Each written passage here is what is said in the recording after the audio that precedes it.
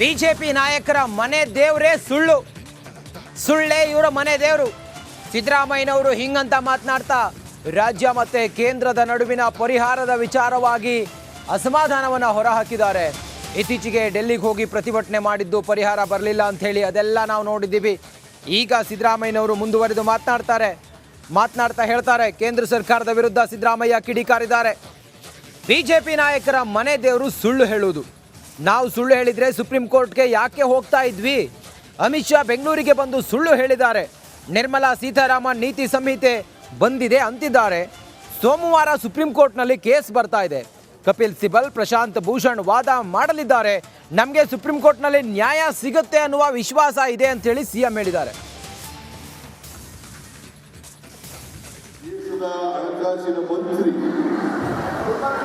ದೇಶದ ನಂಬರ್ 2 ಮಂತ್ರಿ ಅಮಿತ್ ಶಾ ಅವರು ಬೆಂಗಳೂರು ಬಂದು ಸುಳ್ಳು ಹೇಳಿದ್ದಾರೆ. ಒಂದ್ ಕಡೆ ಅಮಿತ್ ಶಾ ಹೇಳ್ತಾರೆ ಬರಗಾಲದ ಬಗ್ಗೆ ಸಿದ್ದರಾಮಯ್ಯ ಸರ್ಕಾರ ಲಂಬವಾಗಿ ಮನವಿ ಕೊಟ್ಟಿದ್ದಾರೆ ಅಂತ ಹೇಳ್ತಾರೆ. ಆದ್ರೆ ನಿರ್ಮಲಾ ಸೀತಾರಾಮನ್ ಹೇಳ್ತಾರೆ ಮನವಿ ಕೊಟ್ಟಿದ್ದಾರೆ. ಆದರೆ ಕೋಡ್ ಆಫ್ ಕಾಂಡಕ್ಟ್ ಅಡ್ಡ ಬಂದು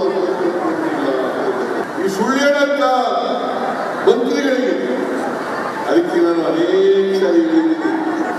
ಬಿಜೆಪಿ ಅಂತಂದ್ರೆ ಬಿಜೆಪಿ ಸರ್ಕಾರ ಇದೆಯಲ್ಲ, ಅವ್ರ ಮನೆ ದೇವರು ಯಾವಾಗ ಬಂದಾರ ಸುಳ್ಳೇ ಅವ್ರ ಮನೆ ದೇವರು, ಸುಳ್ಳೇ ಮನೆ ದೇವರು. ನರೇಂದ್ರ ಮೋದಿ ಅವರು ಹೇಳಿದ್ರು, ಅಮಿತ್ ಶಾ ಸುಳ್ಳು ಹೇಳೋದು, ನಿರ್ಮಲಾ ಸೀತಾರಾಮನ್ ಸುಳ್ಳು ಹೇಳೋದು, ಏನೇ ಕೃಷ್ಣ ಬೈರೇಗೌಡರು ಹೇಳಿದ್ದಾರೆ ಅವೆಲ್ಲವೂ ಕೂಡ 100% ಸತ್ಯ.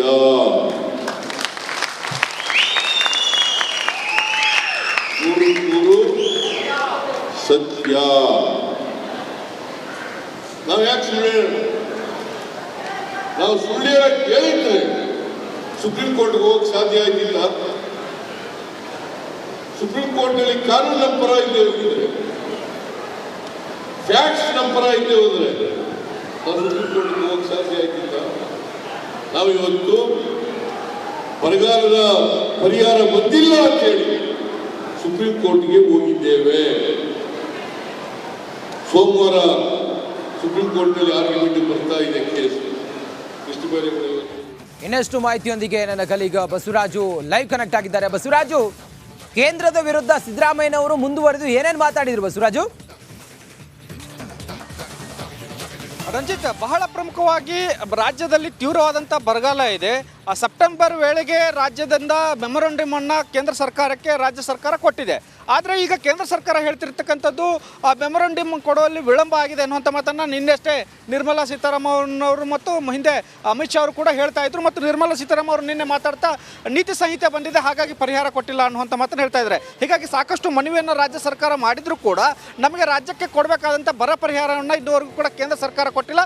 ಹಾಗಾಗಿ ನಾವು ಸುಪ್ರೀಂ ಕೋರ್ಟ್ಗೆ ಇದನ್ನು ಚಾಲೆಂಜ್ ಮಾಡಿ ದಾವೆಯನ್ನು ಹೂಡಿದ್ದೇವೆ ಅನ್ನುವಂಥ ಮಾತನ್ನು ಸಿಎಂ ಸಿದ್ದರಾಮಯ್ಯ ಅವರು ಹೇಳಿರ್ತಕ್ಕಂಥದ್ದು. ಮತ್ತು ನಾಳೆ ಪ್ರಮುಖವಾಗಿ ಈ ಒಂದು ಕೇಸ್ ಸುಪ್ರೀಂ ಕೋರ್ಟ್ನಲ್ಲಿ ಬರ್ತಾ ಇದೆ. ಈ ಕೇಸ್ ಬಂದಾಗ ಬಹಳ ಅಚ್ಚುಕಟ್ಟಾಗಿ ವಾದವನ್ನು ಮಾಡೋಕ್ಕೆ ಕಪಿಲ್ ಸಿಬಲ್ ಮತ್ತು ಪ್ರಶಾಂತ್ ಭೂಷಣ್ ಅವರನ್ನು ವಕೀಲರನ್ನಾಗಿ ರಾಜ್ಯದಿಂದ ನೇಮಿಸಲಾಗಿದೆ. ನಾವು ಸುಳ್ಳು ಹೇಳಿದರೆ ನಾವ್ಯಾಕೆ ದಾವೆಯನ್ನು ಹೂಡ್ತಾ ಇದ್ವಿ? ನಾವು ಸುಳ್ಳು ಹೇಳ್ತಾ ಹೋದರೆ ದಾವೆಯನ್ನು ಹೂಡಿದಾಗ ಸುಪ್ರೀಂ ಕೋರ್ಟ್ ನಮಗೆ ಚೀಮಾರಿ ಹಾಕುತ್ತೆ. ಹಾಗಾಗಿ ನಾವು ಸುಳ್ಳು ಹೇಳ್ತಾ ಇಲ್ಲ, ನಮಗೆ ಪರಿಹಾರ ಬರಬೇಕು. ಆ ಪರಿಹಾರವನ್ನು ಕೇಂದ್ರದ ಬಳಿ ಕೇಳ್ತಾ ಇದ್ದಾವೆ. ಅದಕ್ಕಾಗಿ ಈಗಲೂ ಕೂಡ ಕಾಲ ಮಿಂಚಿಲ್ಲ. ನಮ್ಮ ಪರಿಹಾರವನ್ನು ನಮಗೆ ಕೊಡಲಿ ಕೇಂದ್ರ ಸರ್ಕಾರ. ಇಲ್ಲದೆ ಹೋದರೆ ನಾವು ನ್ಯಾಯಯುತವಾಗಿ ಸುಪ್ರೀಂ ಕೋರ್ಟ್ನಲ್ಲಿ ಅದನ್ನು ಚಾಲೆಂಜ್ ಮಾಡಿ ನಮ್ಮ ಪರಿಹಾರವನ್ನು ತೆಗೆದುಕೊಳ್ಬೇಕಾಗುತ್ತೆ ಅನ್ನುವಂಥ ಮಾತನ್ನು ಸಿಎಂ ಸಿದ್ದರಾಮಯ್ಯ ಅವರು ಹೇಳಿದರು. Ranjit, okay, thank you Basavaraju ನಿಮ್ಮೆಲ್ಲ ಮಾಹಿತಿಗಾಗಿ.